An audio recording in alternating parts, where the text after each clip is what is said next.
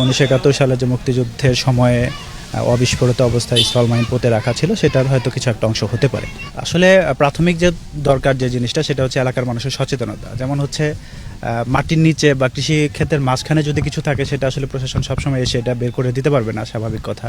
তো যারা কৃষিকাজ করেন বা এলাকায় থাকেন তাদেরকে একটু সতর্ক থাকতে হবে। এই ধরনের বোমা সদৃশ কোনো বস্তু থাকলে যারা যেন নিরাপদ সতর্ক অবস্থায় থাকে এবং প্রশাসন এবং পুলিশ যারা আছে সবাইকে যেন জানায় দ্রুততার সাথে, যাতে করে আমরা সেটা নিষ্ক্রিয় করতে পারি যথা দ্রুত সম্ভব আর কি। এটা আসলে খুবই টেকনিক্যাল বিষয় এবং এটা মানে আসলে কস্ট বেনিফিট রেশিও হিসেবে খুব একটা ভালো সিদ্ধান্ত হবে না আমি যেটা মনে করি।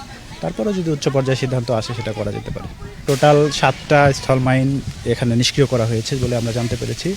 এটা যতটুকু আমি জানতে পেরেছি সেটা হচ্ছে পাকিস্তান আমলের এটা ছিল সম্ভবত 1971 সালে যে মুক্তিযুদ্ধের সময়ে